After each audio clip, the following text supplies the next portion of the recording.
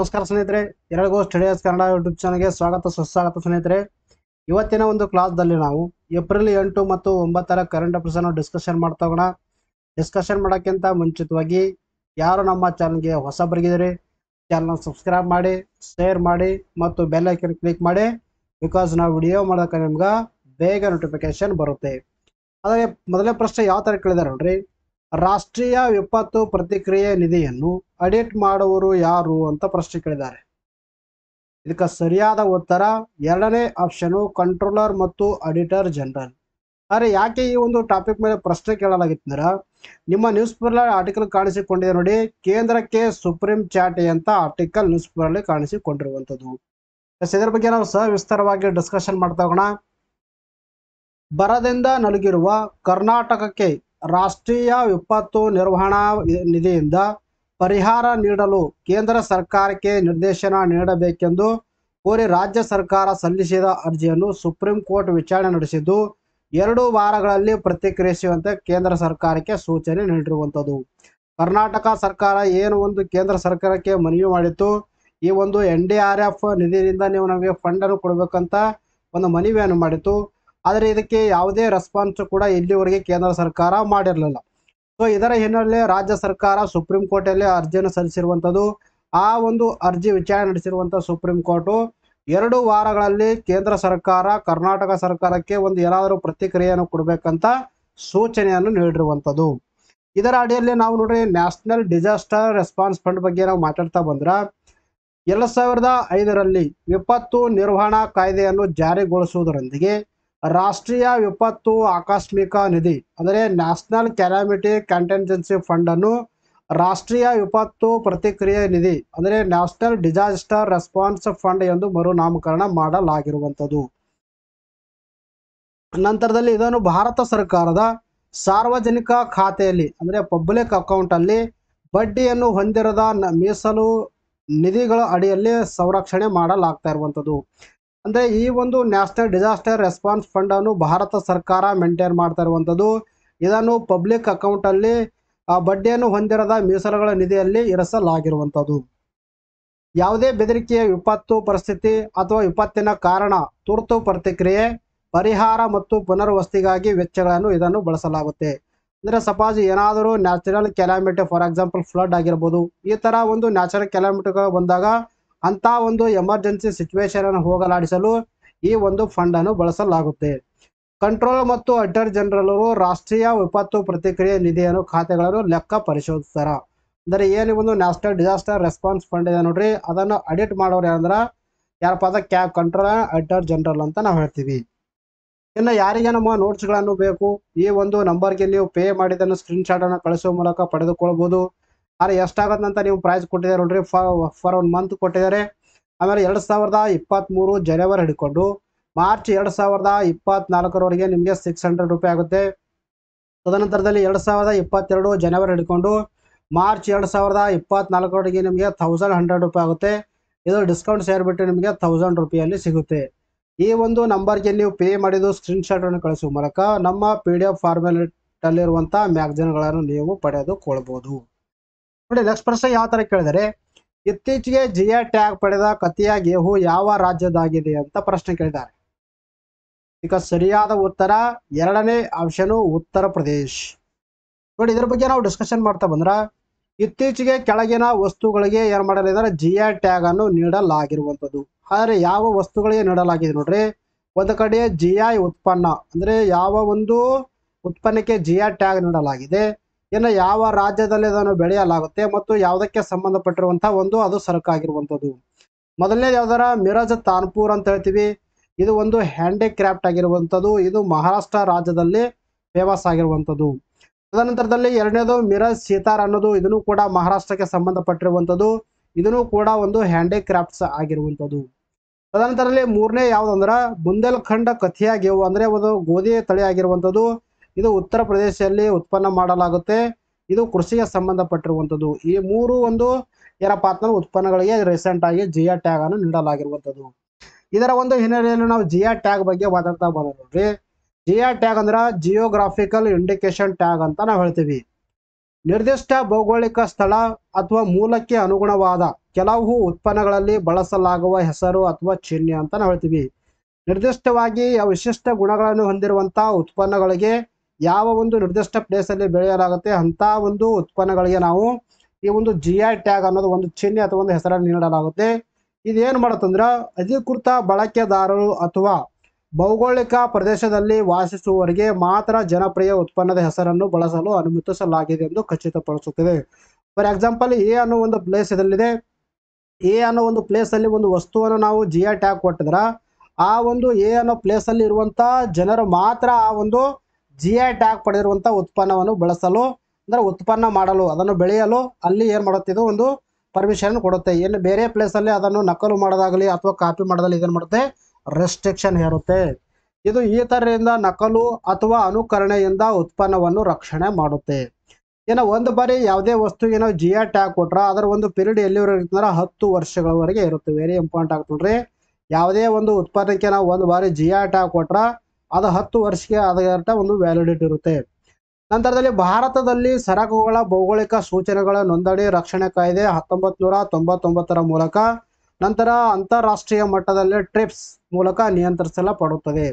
ಇವತ್ತಿನ ಒಂದು ಪ್ರಶ್ನೆ ನೋಡ್ರಿ, ಈ ಒಂದು ಟ್ರಿಪ್ಸ್ ಅನ್ನೋ ಒಂದು ಏನು ನಾನು ಕೊಟ್ಟಿದ್ದೀನಿ ಇದರ ಒಂದು ಎಕ್ಸ್ಪ್ಯಾನ್ಷನ್ ಫಾರ್ಮ್ ಅನ್ನು ನೀವು ಕಮೆಂಟ್ ಸೆಕ್ಷನ್ ಅಲ್ಲಿ ಇದರ ಉತ್ತರವನ್ನು ತಿಳಿಸಬೇಕು. ನಾವು ಭಾರತ ಲೆವೆಲ್ ನೋಡಿದ್ರೆ ಭಾರತದಲ್ಲಿ ಇದನ್ನು ನಾವು ಯಾವುದಂದ್ರೆ 1999 ಕಾಯ್ದೆ ಮೂಲಕ ನಿಯಂತ್ರಣ ಮಾಡಲಾಗುತ್ತೆ.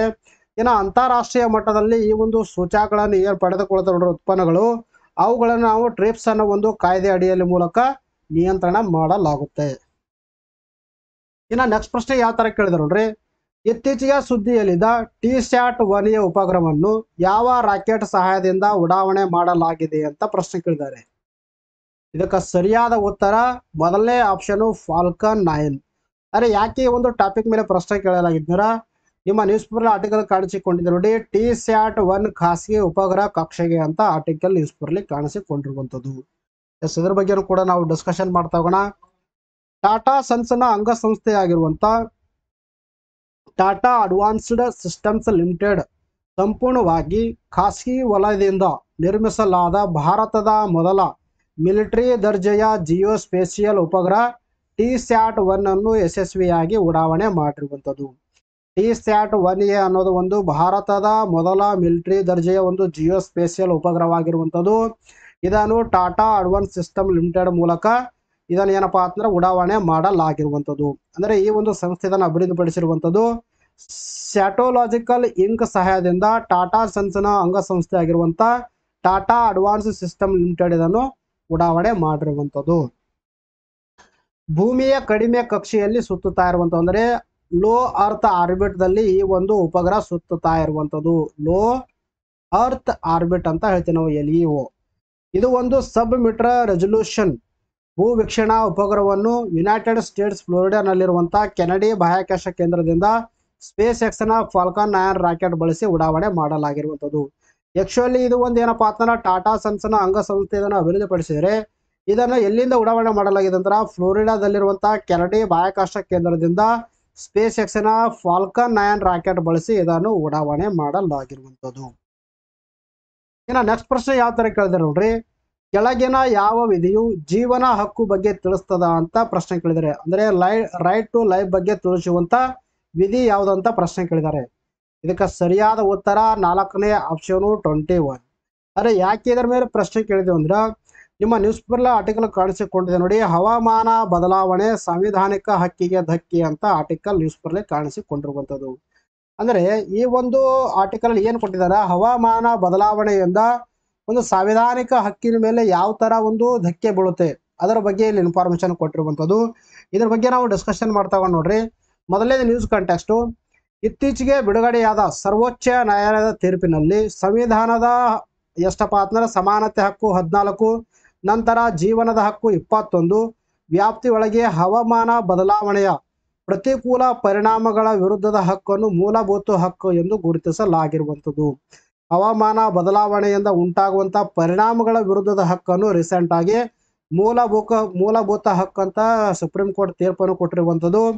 ಹವಾಮಾನ ಬದಲಾವಣೆಯ ಪ್ರತಿಕೂಲ ಪರಿಣಾಮಗಳ ವಿರುದ್ಧದ ಹಕ್ಕನ್ನು ಸ್ಪಷ್ಟವಾಗಿ ಹೇಳದಿದ್ದರೂ, ಸ್ಪಷ್ಟವಾಗಿ ಅದನ್ನು ಮೆನ್ಷನ್ ಮಾಡದಿದ್ದರೂ ಕೂಡ ಶುದ್ಧ ಪರಿಸರ ಹಕ್ಕಿನೊಂದಿಗೆ ಅಂತರ್ಗತವಾಗಿ ಸಂಬಂಧ ಹೊಂದಿದೆ ಎಂದು ಸುಪ್ರೀಂ ಕೋರ್ಟ್ ಮಾಹಿತಿ ಕೊಟ್ಟಿರುವಂಥದ್ದು. ಗುಜರಾತ್ ಮತ್ತು ರಾಜಸ್ಥಾನದಲ್ಲಿ ಅಳಿವಿನಂಚಿನಲ್ಲಿರುವ ಪಕ್ಷಿ ಪ್ರಭೇದಗಳಾಗಿರುವಂಥ ಗ್ರೇಟ್ ಇಂಡಿಯನ್ ಬಸ್ಟಾರ್ಡ್ ಮತ್ತು ಲೆಸ್ಸರ್ ಫ್ಲೂರಿಕಾನ್ಗಳ ಬಗ್ಗೆ ಸಂಬಂಧಿಸಿದ ಪ್ರಕರಣದ ತೀರ್ಪು ನೀಡುವಾಗ ಸುಪ್ರೀಂ ಕೋರ್ಟು ಈ ಒಂದು ವಿಷಯ ಬಗ್ಗೆ ತೀರ್ಪನ್ನು ನೀಡಿರುವಂಥದ್ದು. ರೀಸೆಂಟ್ ಆಗಿ ನಾವು ಪ್ರಿವಿಯಸ್ ವಿಡಿಯೋದಲ್ಲಿ ಗ್ರೇಟ್ ಇಂಡಿಯನ್ ಬಸ್ಟಾರ್ಡ್ ಬಗ್ಗೆನೂ ಕೂಡ ಸವಿಸ್ತಾರವಾಗಿ ನಾವು ಡಿಸ್ಕಷನ್ ಮಾಡಿದ್ದೀವಿ. ನೋಡಿ, ಹಾಗಾದರೆ ಯಾವ ಥರ ಈ ಒಂದು ಏನಪ್ಪ ಅಂತಾರೆ ಹವಾಮಾನ ಬದಲಾವಣೆ ಮಾನವನ ಹಕ್ಕುಗಳ ಮೇಲೆ ಪರಿಣಾಮ ಬರ್ತದೆ ನೋಡ್ರಿ. ಮೊದಲನೇದು ಯಾವ್ದಾರ ಆರೋಗ್ಯದ ಹಕ್ಕು. ಹಾಗಾದರೆ ಆರೋಗ್ಯದ ಹಕ್ಕು ಮೇಲೆ ಯಾವ ಥರ ಪರಿಣಾಮ ಬೀಳುತ್ತೆ ನೋಡ್ರಿ. ಹವಾಮಾನ ಬದಲಾವಣೆಯಿಂದ ವಾಯು ಮಾಲಿನ್ಯ ಆಗುತ್ತೆ. ತದನಂತರದಲ್ಲಿ ವಾಹನಗಳಿಂದ ಹರಡುವಂತಹ ರೋಗಗಳು ಬದಲಾವಣೆ ಆಗುತ್ತೆ. ಏರುತ್ತಿರುವಂತಹ ತಾಪಮಾನ ಆಗಿರ್ಬೋದು, ಬರ ಆಗಿರ್ಬೋದು, ಆಹಾರದ ಕೊರತೆ, ಬಿರುಗಾಳಿಗಳು ಮತ್ತು ಪ್ರವಾಹ ಅಂತ ಅಂಶಗಳ ಮೂಲಕ ಆರೋಗ್ಯದ ಮೇಲೆ ಪರಿಣಾಮ ಬೀರುತ್ತೆ. ಆಬ್ವಿಯಸ್ಲಿ ನಾವು ಹವಾಮಾನ ಬದಲಾವಣೆಯಿಂದ ಆರೋಗ್ಯದ ಮೇಲೆ ಸಮಸ್ಯೆ ಉಂಟಾಗುತ್ತೆ. ಆರೋಗ್ಯದಲ್ಲಿ ಏರಪೇರಾಗುತ್ತೆ. ಇದನ್ನು ಕೂಡ ಏನಾಗುತ್ತೆ, ಈ ತರ ಒಂದು ಆರೋಗ್ಯದ ಮೇಲೆ ಪರಿಣಾಮವನ್ನು ಬೀರ್ತಾ ಇರುವಂಥದ್ದು. ಇನ್ನು ಎರಡನೇದು ಯಾವ್ದಾರ ಸಮಾನತೆ ಹಕ್ಕು ಮೇಲೆ ಕೂಡ ಈ ಒಂದು ಹವಾಮಾನ ಬದಲಾವಣೆಯಿಂದ ಪರಿಣಾಮ ಬೀರುತ್ತೆ. ಆದರೆ ಯಾವ ತರ ಇದು ಪರಿಣಾಮ ಬೀರುತ್ತೆ ನೋಡ್ರಿ.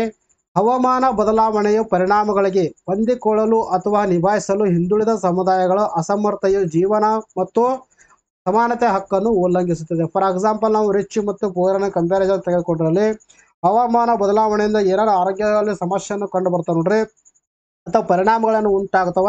ಅಂಥ ಪರಿಣಾಮಗಳಿಂದ ಹೊಂದಿಕೊಳ್ಳಲು ಇಲ್ಲಿ ಏನಾಗುತ್ತೆ, ರಿಚ್ ಪೀಪಲ್ ಆಗಿ ಬೇಗ ಅಲ್ಲಿ ಏನಾಗುತ್ತೆ ಹೊಂದಿಕೊಳ್ತಾರೆ. ಯಾಕಂದ್ರೆ ಅವರಲ್ಲಿ ಫೆಸಿಲಿಟಿಯನ್ನು ಪಡ್ಕೊಳ್ಳೋಕ್ಕೆ ಹಣವನ್ನೇ ಇರುತ್ತೆ.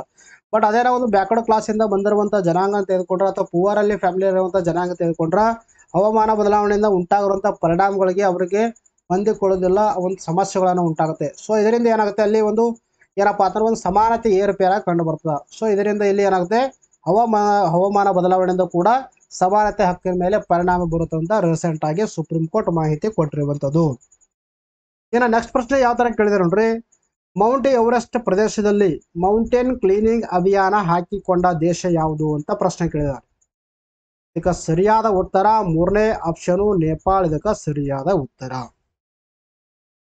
ಎವರೆಸ್ಟ್ ಪ್ರದೇಶದಲ್ಲಿ ಅಂದ್ರೆ ಮೌಂಟ್ ಎವರೆಸ್ಟ್ ಒಂದು ರೀಸನ್ದಲ್ಲಿ ಮೌಂಟೇನ್ ಕ್ಲೀನಿಂಗ್ ಅಭಿಯಾನದ 2024ರ ಭಾಗವಾಗಿ ನೇಪಾಳ ಸೇನೆಯು ಸುಮಾರು 10 ಟನ್ ಕಸವನ್ನು ಮೌಂಟ್ ಎವರೆಸ್ಟ್ ನಲ್ಲಿ ಸಂಗ್ರಹ ಮಾಡ್ತಾ ಇರುವಂಥದ್ದು. ಅಂದರೆ ಮೌಂಟೇನ್ ಪ್ರದೇಶದಲ್ಲಿ ಕಂಡು ಬರುವಂತ ಒಂದು ಕಸವನ್ನು ಅಲ್ಲಿ ಸಂಗ್ರಹ ಮಾಡಕ್ಕೆ ಏನ್ ಮಾಡ್ತಿದ್ದಾರೆ, ಒಂದು ಅಭಿಯಾನ ಹಮ್ಮಿಕೊಂಡಿರುವಂಥದ್ದು. ಅದ ಅಭಿಯಾನ ಏನಂದ್ರೆ ಮೌಂಟೇನ್ ಕ್ಲೀನಿಂಗ್ ಅಭಿಯಾನ ಅಂತ ನಾವು ಹೇಳ್ತೀವಿ. ಸ್ವಚ್ಛತಾ ಅಭಿಯಾನವು ಹಿಮಾಲಯದಲ್ಲಿ ಮಾನವ ನಿರ್ಮಿತ ಮಾಲಿನ್ಯವನ್ನು ನಿಯಂತ್ರಿಸುತ್ತದೆ. ಅದಲ್ಲದೆ ಹವಾಮಾನ ಬದಲಾವಣೆಗೆ ಸಂಬಂಧಿಸಿದ ಸಮಸ್ಯೆಗಳನ್ನು ಪರಿಹರಿಸಲು ಗುರಿಯನ್ನು ಹೊಂದಿರುವಂಥದ್ದು. ಇನ್ನು ನೆಕ್ಸ್ಟ್ ಪ್ರಶ್ನೆ ಯಾವ ತರ ಕೇಳಿದಾರೆ ನೋಡ್ರಿ. ಅತ್ಯುತ್ತಮ ದರ್ಜೆಯ ಕಲ್ಲಿದ್ದಲು ಯಾವುದು ಅಂತ ಪ್ರಶ್ನೆ ಕೇಳಿದ್ದಾರೆ. ಇದಕ್ಕೆ ಸರಿಯಾದ ಉತ್ತರ ಅಂಥ್ರಾಸೈಟ್. ಇದಕ್ಕೆ ಸರಿಯಾದ ಉತ್ತರ ನೋಡ್ರಿ. ಕಲ್ಲಿದ್ದಲು ತೆಗೆದುಕೊಂಡ್ರ ಅದರಲ್ಲಿ 4 ವಿಧಗಳಿರುವಂಥದ್ದು. ಒಂದು ಯಾವ್ದಂದ್ರೆ ಅಂಥ್ರಾಸೈಟ್ ಅಂತ ಹೇಳ್ತೀವಿ, ಎರಡನೇದು ಬಿಟುಮಿನಸ್, ಮೂರನೇದು ಲಿಗ್ನೈಟು, ನಾಲ್ಕನೇದು ಪೀಟ್ ಅಂತ ಹೇಳ್ತೀವಿ. ಇವು 4ರಲ್ಲಿ ನಾವು ಕಂಪ್ಯಾರಿಸನ್ ಮಾಡಿದ್ರೆ ಉತ್ತಮ ದರ್ಜೆ ಒಂದು ಕಲ್ಲಿದ್ದಲು ಯಾವ್ದಂದ್ರೆ ಅಂಥ್ರಾಸೈಟ್ ಅಂತ ಹೇಳ್ತೀವಿ. ಆದರೆ ಯಾಕೆ ಕಲ್ಲಿದ್ದಲು ಬೆಲೆ ನಾವು ಇವತ್ತು ಪ್ರಶ್ನೆ ಕೇಳಿದ್ವಿ ಅಂದ್ರೆ, ನಿಮ್ಮ ನ್ಯೂಸ್ ಪೇಪರ್ ಆರ್ಟಿಕಲ್ ಕಾಣಿಸಿಕೊಂಡಿದೆ ನೋಡಿ, 4 ಕೋಟಿ ಟನ್ ಕಲ್ಲಿದ್ದಲು ಉತ್ಪಾದನೆಗೆ ಗುರಿ ಅಂತ ಆರ್ಟಿಕಲ್ ನ್ಯೂಸ್ ಪೇಪರ್ ಅಲ್ಲಿ ಕಾಣಿಸಿಕೊಂಡಿರುವಂಥದ್ದು.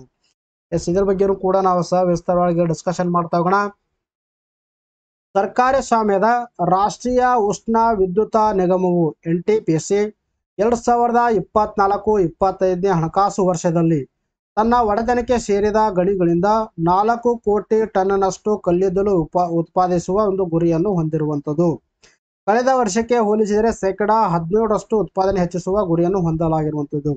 2024-25 ಇಸ್ವಿಯಲ್ಲಿ ಈ ಒಂದು NTPC ಸಂಸ್ಥೆ ಎಷ್ಟಪ್ಪ ಅಂದ್ರೆ 4 ಕೋಟಿ ಟನ್ಗಳಷ್ಟು ಉತ್ಪಾದನೆಯನ್ನು ಮಾಡಬೇಕಂತ ಗುರಿಯನ್ನು ಹಾಕಿಕೊಂಡಿರುವಂಥದ್ದು. ಇನ್ನು ಇದರ ಅಡಿಯಲ್ಲಿ ನಾವು ಕಲ್ಲಿದ್ದಲ ಬಗ್ಗೆ ಡಿಸ್ಕಷನ್ ಮಾಡ್ತಾ ಬಂದ ನೋಡ್ರಿ. ಕಲ್ಲಿದ್ದಲನ್ನು ನಾವು ಕಪ್ಪು ವಜ್ರ ಅಂತ ಕರಿತೀವಿ. ಅಂದ್ರೆ ಇಂಗ್ಲಿಷ್ ನಲ್ಲಿ ನಾವು ಬ್ಲ್ಯಾಕ್ ಡೈಮಂಡ್ ಅಂತ ಕರಿತೀವಿ. ಬ್ಲ್ಯಾಕ್ ಡೈಮಂಡ್ ಅಂದ್ರೆ ಒಂದೇ, ಕಪ್ಪು ವಜ್ರ ಅಂದ್ರೆ ಒಂದೇ. ಇನ್ನು ಕಲ್ಲಿದ್ದಲು ಇಂಗಾಲದ ಬಹುರೂಪಗಳಲ್ಲಿ ಒಂದಾಗಿರುವಂಥದ್ದು. ಇಂಗಾಲದಲ್ಲಿ ಸುಮಾರು ಬಹುರೂಪಗಳದವ, ಅದರಲ್ಲಿ ಕಲ್ಲಿದ್ದಲು ಕೂಡ ಒಂದು. ಇನ್ನು ಕಲ್ಲಿದ್ದಲು ನೋಡ್ರಿ 4 ತರ ಕಲ್ಲಿದ್ದಲು ಅದಾವ. ಒಂದ್ ಯಾವ್ದಾರ ಅಂಥ್ರಾಸೈಟು, ಒಂದು ಅಂಥ್ರಾಸೈಟು, ಎರಡನೇದು ಬಿಟುಮಿನಸ್ಸು, ಮೂರನೇದು ಲಿಗ್ನೈಟು, ನಾಲ್ಕನೇ ಯಾವುದಂದ್ರೆ ಪೀಟ್ ಅಂತ ಹೇಳ್ತೀವಿ. ಇದರಲ್ಲಿ ಮೊದಲನೇ ನೋಡ್ರಿ ಅಂಥ್ರಾಸೈಟ್ ಬಗ್ಗೆ ನಾವು ಮಾತಾಡ್ತಾ ಬಂದ್ರ ಇದು ಅತ್ಯುತ್ತಮ ದರ್ಜೆಯ ಕಲ್ಲಿದ್ದಲು ಆಗಿರುವಂಥದ್ದು. ವೆರಿ ಇಂಪಾರ್ಟೆಂಟ್ ಆಗುತ್ತೆ ನೋಡ್ರಿ. ಇದೇ ತರ ನಿಮಗೆ ಪ್ರಶ್ನೆಗಳ ಕೂಡ ಕೇಳ್ಬೋದು. ಕೆಳಗಡೆ 4 ಆಪ್ಷನ್ ಕೊಟ್ಟು ಕೆಳಗಡೆ ಯಾವುದು ಅತ್ಯುತ್ತಮ ದರ್ಜೆಯ ಕಲ್ಲಿದ್ದಲು ಅಂತ ಕೇಳ್ಬೋದು. ಸೊ ದಾಟ್ ಅಂಥ್ರಾಸೈಟ್ ಅನ್ನೋದು ಒಂದು ಅತ್ಯುತ್ತಮ ದರ್ಜೆಯ ಕಲ್ಲಿದ್ದಲು ಆಗಿರುವಂಥದ್ದು. ಇದರಲ್ಲಿ ನೋಡ್ರಿ 92ರಿಂದ 98% ವರೆಗೆ ಇಂಗಾಲದ ಅಂಶ ಕಂಡು ಬರುತ್ತೆ. ದಾಟ್ ಇದನ್ನು ಹಾರ್ಡ್ ಕೋರ್ ಅಥವಾ ಸ್ಟೋನ್ ಕೋಲ್ ಕೂಡ ಅಂದು ಕೂಡ ಕರೆಯಲಾಗುತ್ತೆ. ಹಾರ್ಡ್ ಕೋಲ್ ಅಂದ್ರೂ ಒಂದಿದೆ ಅಥವಾ ಸ್ಟೋನ್ ಕೋಲ್ ಅಂದು ಕೂಡ ನಾವು ಈ ಒಂದು ಕಲ್ಲಿದ್ದಲಿಗೆ ಕರೆಯಲಾಗುತ್ತೆ. ಏನು ಎರಡನೇದು ಯಾವ್ದಾರ ಬಿಟುಮಿನಸ್ಸು, ಇದು ಎರಡನೇ ಅತ್ಯುತ್ತಮ ದರ್ಜೆಯ ಕಲ್ಲಿದ್ದಲು ಆಗಿರುವಂಥದ್ದು. ಅಂಥ್ರಾಸೈಟ್ಗಿಂತ ಕಡಿಮೆ ದರ್ಜೆಯ ಮತ್ತು ಲಿಗ್ನೈಟ್ಗಿಂತ ಉತ್ತಮ ದರ್ಜೆಯ ಕಲ್ಲಿದ್ದಲಾಗಿರುವಂಥದ್ದು. ಇದರಲ್ಲಿ ಒಂದು ಇಂಗಾಲದ ಪ್ರಮಾಣ ಎಷ್ಟು ಕಂಡು ಬರ್ತಂದ್ರೆ 60ರಿಂದ 80% ಅಷ್ಟು ಇದರಲ್ಲಿ ಕಲ್ಲಿದ್ದಲು ಕಂಡು ಬರ್ತಾ ಇರುವಂಥದ್ದು. ಇನ್ನು ಮೂರನೇದು ಯಾವ್ದನ್ನ ಲಿಗ್ನೈಟ್ ಅಂತ ಹೇಳ್ತೀವಿ. ಇದರಲ್ಲಿ ನೋಡಿ 40ರಿಂದ 60% ಇಂಗಾಲ ಅಂಶ ಕಂಡು ಬಂದ್ರ ಹೆಚ್ಚು ತೇವಾಂಶವನ್ನು ಹೊಂದಿರೋದ್ರಿಂದ ಹೆಚ್ಚು ಹೊಗೆ ಮತ್ತು ಮಧ್ಯಮ ಪ್ರಮಾಣದ ಶಾಖವನ್ನು ನೀಡುತ್ತೆ. ಅಂದ್ರೆ ಈ 4 ಒಂದು ಕಲ್ಲಿದ್ದಲಲ್ಲಿ ಕಂಪ್ಯಾರಿಸನ್ ಮಾಡಿದ್ರೆ ಇಲ್ಲಿ ಹೆಚ್ಚು ತೇವಾಂಶ ಎದರಲ್ಲಿ ಕಂಡು ಬರ್ತಾರ ಲಿಗ್ನೈಟ್ ಕಲ್ಲಿದ್ದಲಲ್ಲಿ ಕಂಡು ಬರ್ತಾ ಇರುವಂಥದ್ದು. ಏನ ಪೀಟ್ ಅನ್ನೋದು ಇದರ ಕೇವಲ 10% ಇಂಗಾಲಾಂಶ ಕಂಡು ಬರ್ತದ. ಅತ್ಯಂತ ಕಳಪೆ ದರ್ಜೆಯ ಕಲ್ಲಿದ್ದಲು ಯಾವ್ದಾರ ಪೀಟ್ ಅಂತ ನಾವು ಹೇಳ್ತೀವಿ. ನೋಡ್ರಿ ನಾವು ದರ್ಜೆ ವೈಸ್ ಅಥವಾ ಒಂದು ಯಾವ ಒಂದು ಕ್ವಾಲಿಟಿ ಯಾವ ಒಂದು ಕಲ್ಲಿದ್ದಲು ಬೆಸ್ಟ್ ಅನ್ನೋದ್ರ ನಾವು ತೆಗೆದುಕೊಂಡ್ರ ಮೊದಲನೇ ಯಾವ್ದು ಬರುತ್ತೆ ಅಂಥ್ರಾಸೈಟ್ ಬರುತ್ತೆ, ಎರಡನೇದು ಯಾವ್ದು ಬರುತ್ತೆ ಬಿಟುಮಿನಸ್ ಬರುತ್ತೆ, ಮೂರನೇದು ಯಾವ್ದಾರ ಲಿಗ್ನೈಟ್ ಬರುತ್ತೆ, ನಾಲ್ಕನೇದು ಯಾವ್ದಾರ ಪೀಟ್ ಬರುತ್ತೆ. ಇದರಲ್ಲಿ ಅತ್ಯಂತ ಉತ್ತಮ ದರ್ಜೆದು ಅಂಥ್ರಾಸೈಟ್ ಆಗಿರುವಂಥದ್ದು. ಅತ್ಯಂತ ಒಂದು ಕಡಿಮೆ ದರ್ಜೆ ಯಾವ್ದಪ್ಪ ಅಂತಂದ್ರೆ ಪೀಟ್ ಅಂತ ನಾವು ಹೇಳ್ತೀವಿ. ಇನ್ನು national thermal power corporation NTPC ಬಗ್ಗೆ ನಾವು ಮಾತಾಡ್ತಾ ಬಂದ ನೋಡಿ. ಇದು ವಿದ್ಯುತ್ ಮತ್ತು ಇತರ ಚಟುವಟಿಕೆಗಳಲ್ಲಿ ತೊಡಗಿರುವಂತಹ ಕೇಂದ್ರ ಸಾರ್ವಜನಿಕ ವಲಯದ ಉದ್ಯಮವಾಗಿರುವಂಥದ್ದು. ಇದು ಸ್ಥಾಪನೆ ಮಾಡಿದ 1957ರಲ್ಲಿ ಕೇಂದ್ರ ಕಚೇರಿ ನವದೆಹಲಿಯಲ್ಲಿ ಕಂಡು ಬರುತ್ತೆ. ಇದರ ಯಾವ ಸಚಿವಾಲಯ ಅಡಿಯಲ್ಲಿ ಇದು ಕೆಲಸ ಮಾಡುತ್ತಂದ್ರೆ ವಿದ್ಯುತ್ ಸಚಿವಾಲಯ ಅಡಿಯಲ್ಲಿ ಕಾರ್ಯವನ್ನು ನಿರ್ವಹಿಸುತ್ತೆ. ಇನ್ನು ನೆಕ್ಸ್ಟ್ ಪ್ರಶ್ನೆ ಯಾವ ತರ ಕೇಳಿದೆ ನೋಡ್ರಿ. ಜಗತ್ತಿನ ಪ್ರಥಮ ಸಂಪೂರ್ಣ ಸ್ವಾಯತ್ತ AI ಸಾಫ್ಟ್ವೇರ್ ಇಂಜಿನಿಯರ್ ಹೆಸರು ಏನು ಅಂತ ಪ್ರಶ್ನೆ ಕೇಳಿದ್ದಾರೆ. ಇದಕ್ಕೆ ಸರಿಯಾದ ಉತ್ತರ ಡೆವಿನ್ ಅಂತ ನಾವು ಹೇಳ್ತೀವಿ. ನೋಡಿ ಇವ್ರೇನು ಕೇಳಿದಾರೆ ಪ್ರಶ್ನೆ, ಜಗತ್ತಿನ ಪ್ರಥಮ ಒಂದು AI ಸಾಫ್ಟ್ವೇರ್ ಇಂಜಿನಿಯರ್ ಕೇಳಿದ್ರೆ ಡೆವಿನ್ ಅಂತ ಹೇಳಬೇಕು. ಏನೋ ಭಾರತದ ಮೊದಲ AI ಸಾಫ್ಟ್ವೇರ್ ಇಂಜಿನಿಯರ್ ಕೇಳಿದ್ರೆ ದೇವಿಕಾ ಅಂತ ಹೇಳಬೇಕು. ಅರೆ ಯಾಕೆ ಇದ್ರ ಬಗ್ಗೆ ಪ್ರಶ್ನೆ ಕೇಳಿದ್ರೆ ಇಲ್ಲಿ ನಿಮ್ಮ ನ್ಯೂಸ್ ಪೇಪರ್ ಆರ್ಟಿಕಲ್ ಕಾಣಿಸಿಕೊಂಡಿದೆ ನೋಡಿ. ಭಾರತದ ಪ್ರಥಮ AI ಇಂಜಿನಿಯರ್ ದೇವಿಕಾ ಅಂತ ಇಲ್ಲಿ ಕಾಣಿಸಿಕೊಂಡಿರುವಂಥದ್ದು. ಇದ್ರ ಬಗ್ಗೆನೂ ಕೂಡ ನಾವು ಡಿಸ್ಕಷನ್ ಮಾಡ್ತಾ ಹೋಗೋಣ. ಕೇರಳದ 21 ವರ್ಷದ ವಿದ್ಯಾರ್ಥಿ ಮುಫಿದಾ VH ಭಾರತದ ಪ್ರಥಮ ಕೃತಕ ಬುದ್ಧಿಮತ್ತೆ ಸಾಫ್ಟ್ವೇರ್ ಇಂಜಿನಿಯರ್ ಅನ್ನು ಸೃಷ್ಟಿ ಮಾಡಿರುವಂಥದ್ದು. ಅಮೆರಿಕದ AI ಇಂಜಿನಿಯರ್ ಡೆವಿನ್ ನಿಂದ ಸ್ಫೂರ್ತಿ ಪಡೆದು ರೂಪಿಸಲಾದ ಈ ಒಂದು ಇಂಜಿನಿಯರ್ಗೆ ದೇವಿಕಾ ಎಂದು ನಾಮಕರಣ ಮಾಡಲಾಗಿರುವಂಥದ್ದು. ಜಗತ್ತಿನ ಮೊಟ್ಟ ಮೊದಲ AI ಇಂಜಿನಿಯರ್ ಯಾವಂದ್ರೆ ಡೆವಿನ್ ಅಂತ ಹೇಳ್ತೀವಿ. ಅಮೆರಿಕ ಇದನ್ನು ಅಭಿವೃದ್ಧಿಪಡಿಸಿರುವಂಥದ್ದು. ಏನ ಭಾರತದಲ್ಲಿ ಯಾರಾದ್ರ ಮುಫಿದಾ VH ಅನ್ನೋ ಒಬ್ಬರು 21 ವರ್ಷದ ಹುಡುಗಿ ಇದರ ಒಂದು ಇಂಜಿನಿಯರ್ AI ಆಧಾರಿತ ಒಂದು ಇಂಜಿನಿಯರ್ ಆಗಿರುವಂತಹ ದೇವಿಕಾ ಅನ್ನೋದಲ್ಲಿ ಸೃಷ್ಟಿ ಮಾಡಿರುವಂಥದ್ದು. AI ಸಾಫ್ಟ್ವೇರ್ ಇಂಜಿನಿಯರ್ ದೇವಿಕಾ ಮಾನವ ಸೂಚನೆಗಳನ್ನು ಅರ್ಥ ಮಾಡಿಕೊಳ್ಳುತ್ತದೆ. ಅದಲ್ಲದೆ ಸಾಫ್ಟ್ವೇರ್ ಕೋಡ್ಗಳನ್ನು ಸೃಷ್ಟಿಸುವಂತ ಒಂದು ಕೆಪಾಸಿಟಿಯನ್ನು ಹೊಂದಿರುವಂಥದ್ದು. ಡೆವಿನ್ ಜಗತ್ತಿನ ಪ್ರಥಮ ಸಂಪೂರ್ಣ ಸ್ವಾಯತ್ತ AI ಸಾಫ್ಟ್ವೇರ್ ಇಂಜಿನಿಯರ್ ಆಗಿದ್ದು ಅಮೆರಿಕದ ಕಾಗ್ನಿಷನ್ ಲ್ಯಾಬ್ ಇದನ್ನು ಅಭಿವೃದ್ಧಿಪಡಿಸಿರುವಂಥದ್ದು. ಏನ ನೆಕ್ಸ್ಟ್ ಫೈನಾನ್ಸ್ ಕೊಟ್ಟಿದ್ದಾರೆ ನೋಡ್ರಿ. ಮೊದಲನೇ ಪ್ರಶ್ನೆ ಯಾವ ತರ ಕೇಳಿದರೆ, ಪರಿವರ್ತನಾ ಚಿಂತನ ಎಂಬ ಮೊದಲ ತ್ರಿಪಕ್ಷೀಯ ಸೇವಾ ಯೋಜನೆ ಸಮ್ಮೇಳನ ಎಲ್ಲಿ ನಡೆಯಿತು ಅಂತ ಪ್ರಶ್ನೆ ಕೇಳಿದ್ದಾರೆ. ಇದಕ್ಕೆ ಸರಿಯಾದ ಉತ್ತರ ದೆಹಲಿ. ಪೀಟರ್ ಪೆಲೆಗ್ರಿನಿ ಯಾವ ದೇಶದ ಹೊಸ ಅಧ್ಯಕ್ಷರಾದರು ಅಂತ ಪ್ರಶ್ನೆ ಕೇಳಿದರೆ. ಇದಕ್ಕೆ ಸರಿಯಾದ ಉತ್ತರ ಸ್ಲೋವಾಕಿಯಾ. ಇನ್ನು ಸುಖನಾ ವನ್ಯಜೀವಿ ಅಭಯಾರಣ್ಯವು ಯಾವ UTನಲ್ಲಿದೆ ಅಂತ ಪ್ರಶ್ನೆ ಕೇಳಿದರೆ. ಇದಕ್ಕೆ ಸರಿಯಾದ ಉತ್ತರ ಚಂಡೀಗಢ. ಯೋಗ ಮಹೋತ್ಸವವನ್ನು ಯಾವ ಸ್ಥಳದಲ್ಲಿ ಆಯೋಜಿಸಲಾಗಿದೆ ಅಂತ ಪ್ರಶ್ನೆ ಕೇಳಿದರೆ. ಇದಕ್ಕೆ ಸರಿಯಾದ ಉತ್ತರ ಪುಣೆ. ಯಾವ ಕಂಪನಿಯು ಹೊಸ ಮೆಟಲ್ ಕಾರ್ಪೊರೇಟ್ ಪ್ಲಾಟಿನಂ ಕಾರ್ಡ್ ಅನ್ನು ಬಿಡುಗಡೆ ಮಾಡಿದೆ ಅಂತ ಪ್ರಶ್ನೆ ಕೇಳಿದ್ದಾರೆ. ಇದಕ್ಕೆ ಸರಿಯಾದ ಉತ್ತರ American express. National cooperative dairy federation of ಇಂಡಿಯಾದ ಅಧ್ಯಕ್ಷರಾಗಿ ನೇಮಕಗೊಂಡವರು ಯಾರು ಅಂತ ಪ್ರಶ್ನೆ ಕೇಳಿದರೆ. ಇದಕ್ಕೆ ಸರಿಯಾದ ಉತ್ತರ ಮಿನೇಶ್ ಕುಮಾರ್ ಚಂಪಕ್ಲಾಲ್ ಶಾ ಅಂತ ನಾವು ಹೇಳ್ತೀವಿ. ಸ್ನೇಹಿತರೆ ಇಲ್ಲಿಗೆ ಒಂದು ವಿಡಿಯೋ ಮುಗಿಸೋಣ. ಮತ್ತೆ ಮುಂದಿನ ವಿಡಿಯೋದಲ್ಲಿ ನಾವು ಭೇಟಿಯಾಗೋಣ. ಟೇಕ್ ಕೇರ್, ಬೈ ಬಾಯ್.